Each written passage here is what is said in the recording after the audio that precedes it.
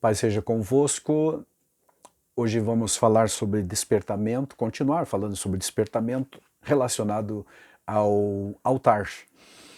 Especificamente, o despertamento renova o altar. É a proposta de tema para a lição 3 da nossa escola bíblica dominical.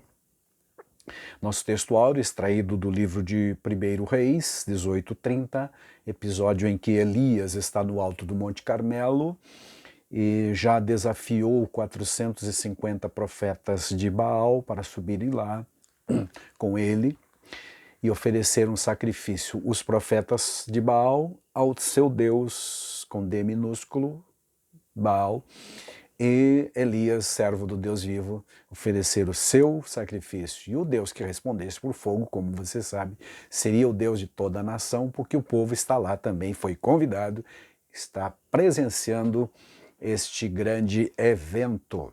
Sem dúvida foi algo muito marcante. Fazem 3 anos e quase 3 anos e meio que não chove na nação. Há uma carestia, há uma carência de alimento, a falta de água, portanto, produziu tudo isso e foi um juízo de Deus sobre a idolatria do povo. Mas agora é hora de terminar com esse juízo, porém, é preciso renovar o altar. E o Elias vai dizer isto ao povo, vai fazer este desafio para chamar a atenção do povo. Ele não vai fazer para aparecer, para dizer que ele é melhor do que ninguém, não. Na sua oração, inclusive, ele diz: Senhor, mostra para este povo que eu fiz estas coisas segundo a tua palavra, ou seja, foi tu que me mandaste fazer o que estou fazendo. Não estou aqui para desafiar humanamente ninguém, apenas cumprindo o que Deus me mandou fazer. Elias era aquele homem que vivia literalmente na presença de Deus, porque ele, nas introduções das suas orações, ele dizia: vive o Senhor em cuja presença estou, assim como Eliseu também. Então o texto é 1 Reis 18:30, nosso texto-chave para a abertura deste pequeno estudo. Então Elias disse ao povo: chegai-vos a mim, ou seja, um convite para que o povo desse um passo à frente, se desligasse das coisas que lá estavam, porque já fazem pelo menos umas 4 ou 5 horas que esse povo está acompanhando os gritos, os berros, o sangue derramado até dos profetas que estavam oferecendo a Baal e não aconteceu nada. Muitos deles com fome, cansado, o sol causticante alto do Carmelo. Então Elias chamou a atenção do povo. Chegai-vos a mim. Eu posso ouvi-lo até gritando lá: ei gente, eu peço-lhes a atenção. Eu imagino essa cena. Então o verso diz: chegai-vos a mim. E todo o povo se chegou a ele, ou seja, deu atenção, ficou compenetrado com o que estava acontecendo. E então Elias reparou o altar do Senhor que estava quebrado. O altar do Senhor que estava quebrado. Há vários questionamentos a serem feitos. Por que esse altar está quebrado? Por que está deteriorado? Porque ele está sem uso, e as coisas, quando são abandonadas ou deixadas sem uso efetivo, tendem a arruinar, entrar no estado de ruína. E era o que aquele altar estava, ou seja, era o estado em que aquele altar se encontrava. Não dava para adorar a Deus da forma que estava, não dava para oferecer um sacrifício digno da santidade de Deus com o altar quebrado. Então Elias, primeiro que tudo, arrumou o altar.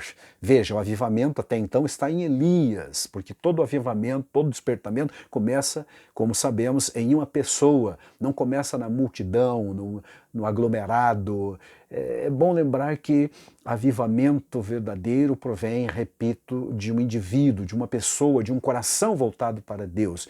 O verdadeiro avivamento pode até gerar movimento, agora movimento não gera avivamento. E aqui é um exemplo disso. Elias estava avivado. Então ele mesmo vai renovar o altar, ele vai pedir para alguns servos trazer água, despejar, toda aquela cena que a gente já leu certamente. Se não leu, dá uma olhada no capítulo 18 de 1 Reis em um outro tempo, em outro momento.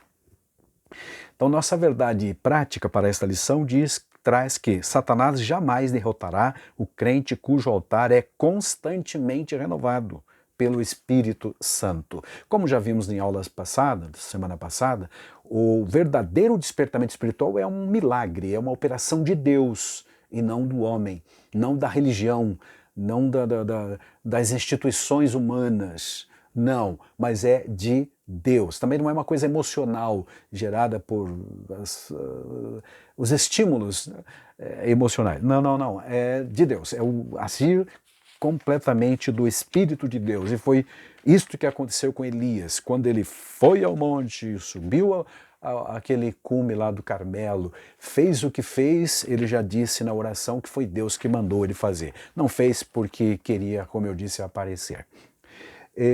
O texto bíblico que nos serve de base, o livro histórico de Esdras, nos traz a informação de um outro momento, um outro avivamento, alguns anos bem depois, alguns séculos, aliás, depois do Elias, que também houve um avivamento quando o templo em Jerusalém foi reconstruído, a começar pelo altar. O altar era o centro da adoração da nação de Israel, como era o centro da adoração pagã de todos os tempos. Porque hoje, quando falamos em altar, nós logo o associamos a templos realmente, até hoje, aos santuários, ao local de adoração, a locais sagrados, a centros de peregrinação e coisas assim. Mas no Novo Testamento essa ideia é estranha, porque ela não aparece, você não encontra altares cristãos na Bíblia, o Novo Testamento.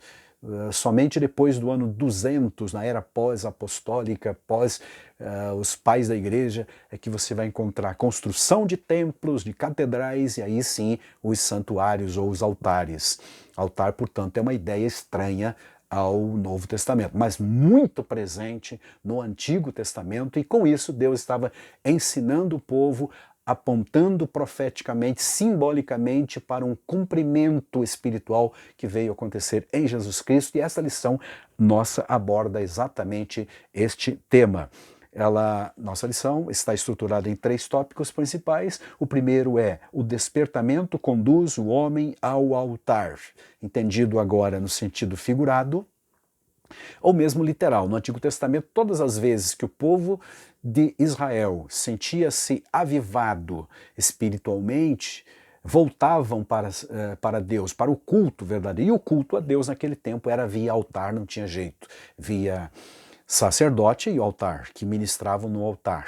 Não tem como dissociar sacerdote de altar, não tem como dissociar culto a Jeová no Antigo Testamento sem o altar. Não dava para oferecer um culto na praça ou em qualquer praça, em qualquer lugar. Tinha que ser no altar, designado por Deus. Há até uma coisa estranha no caso do Elias, porque eles estão lá no Carmelo e Jerusalém está geograficamente distante, mas é bom pensar que nesse tempo de Elias o povo já estava distanciado do verdadeiro culto a Deus. De qualquer forma, Elias queria honrar o verdadeiro Deus e lá havia uma construção ou antiga construção dedicada a Jeová. E o Elias fez questão de arrumar o que havia lá e a forma que havia. Ou seja, como a gente diz hoje, é o que temos para hoje. O que Elias tinha no monte era um altar dedicado a Jeová. Ele vai usar, mas para usar esse altar ele reparou, como nós lemos no texto aqui logo atrás. O despertamento espiritual, o avivamento espiritual, então, repetindo, conduz o crente, o homem, o ser humano ao altar. Os judeus, por exemplo, sentiam a necessidade premente desse acesso a Deus, e esse acesso só poderia acontecer via altar, acesso a Deus. No Novo Testamento, repito, é Jesus o nosso acesso, não é um altar físico, não há nenhum lugar designado geograficamente que seja mais santo do que o outro, nem mesmo a cidade santa, Jerusalém, que muitos idolatram, ou locais de peregrinação religiosa e até evangélica que existe hoje por aí. As verdadeiras idolatrias. Não, absolutamente não. A Bíblia diz em João 4, Jesus disse para a samaritana que Deus é espírito e os verdadeiros adoradores não precisam mais de um altar físico. Eles adoram a Deus em espírito e verdade e dispensam qualquer apresentação humana. Glória a Deus por isso. No tópico 2, na divisão número 2 desse pequeno estudo, nós temos a Cristo, olha isso, Cristo, o centro da nossa comunhão com Deus. Não tem como hoje alguém, um cristão, biblicamente, adorar a Deus se não for por Jesus. Ele é o único mediador entre Deus e os homens. Ele mesmo disse, e eu vou lembrar aqui, você deve conhecer, João 14,6, eu sou o caminho, eu sou a verdade, eu sou a vida, e ninguém, absolutamente ninguém vem ao Pai senão por mim. Ele é o caminho de acesso. A carta aos Hebreus amplia um pouco esse sentido, dizendo que pela sua carne, pela sua morte, pelo seu sacrifício, ele derrubou a parede de separação, abriu o caminho, rasgou-se o véu e hoje nós temos acesso direto via Jesus Cristo unicamente. Ele sim é o cumprimento de todos os altares que os judeus haviam construído, desde o tempo, aliás, de Noé, 8:20 de Gênesis, que foi o primeiro homem que aparece construindo um altar ao sair da arca após o dilúvio, altar dedicado a Jeová, depois vem altares construídos por Abraão, por Isaac, por Jacó, por Moisés, pelos israelitas, pelo Elias que reparou esse altar e até que finalmente o templo foi construído por Salomão e depois renovado por Esdras, Neemias, mas sempre o culto através do altar. Aqueles altares físicos apontavam todos eles para Cristo, assim como o sacrifício que era oferecido lá. E Cristo é tanto a vítima quanto o próprio altar, o local sagrado, a via de acesso, o portal, se alguém prefere assim, de acesso a Deus é Jesus Cristo e não mais um santuário, uma dedicação física ou uma cerimônia, melhor dizendo. Nada disso. Apenas Jesus em culto que prestamos a Ele em espírito e verdade. E a morte expiatória de Cristo tornou possível este acesso, este retorno do homem a Deus. Esse acesso realmente talvez seja a palavra mais moderna, mas muito mais específica ainda, o acesso, né? Jesus disse, ninguém vem ao Pai senão por mim.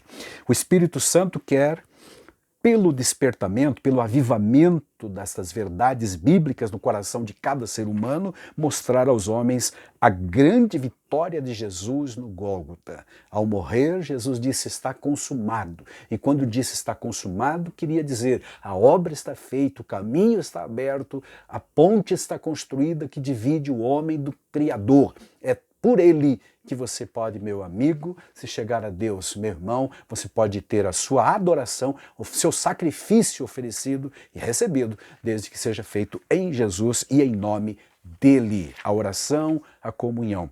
Altar, simbolicamente, fala de sacrifício, de comunhão, de adoração, de oração, mas principalmente de acesso. Acesso. Esta é a palavra-chave desta lição, nesta ocasião.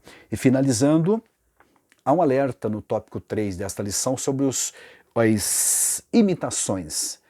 Tomar cuidado com as imitações. Já no Antigo Testamento, em 2 Reis 16, a partir do verso 10, você encontra um rei de Israel, chamado Acás, que fez uma viagem internacional, foi até Damasco, a capital da Síria, para se encontrar com uma grande personalidade chamada Tiglat-Pileser, rei da Síria, o Império Assírio, não do país Síria, mas da Assíria. Ao ver ali, diz o texto, um altar, enviou ao sacerdote Urias o modelo do altar e a planta segundo a qual tinha sido feito. Urias, o sacerdote que tinha ficado em Jerusalém, edificou, conforme essas orientações do rei, esse bonito, belo, vistoso e moderno ou pós-moderno altar e substitui o altar original. Este é um dos exemplos, uma ilustração bíblica do Antigo Testamento sobre as imitações. Evidente que para colocar uma imitação é preciso tirar o original. Para hoje, as imitações vão para as adorações extravagantes, como muitos gostam de se expressar, infelizmente, onde os cultos se tornaram shows, alguns santuários tornaram-se casas de espetáculos, infelizmente. Então, o que era realmente sagrado, com aquele sentido de espiritualidade, sacralidade, banalizou-se completamente em verdadeiros shows mundanos e quando digo mundanos, quero dizer seculares. Não estou dizendo pecaminoso no sentido mais nefasto da palavra, mas simplesmente secularizado. Isto está acontecendo na música, nas composições, nos ritmos e tudo mais. E até nas vigílias, porque de oração mesmo, poucas delas têm. Tem muita apresentação humana, e isso realmente é uma profanação, ou seja, é uma imitação barata da verdadeira espiritualidade. Oramos para que Deus, o Espírito Santo, continue avivando no coração, porque avivamento verdadeiro começa numa pessoa. Verdadeiro avivamento produz movimento, mas movimento humano, emocional, e não vai produzir jamais avivamento. Pensa nisso, guarde isso e aprenda.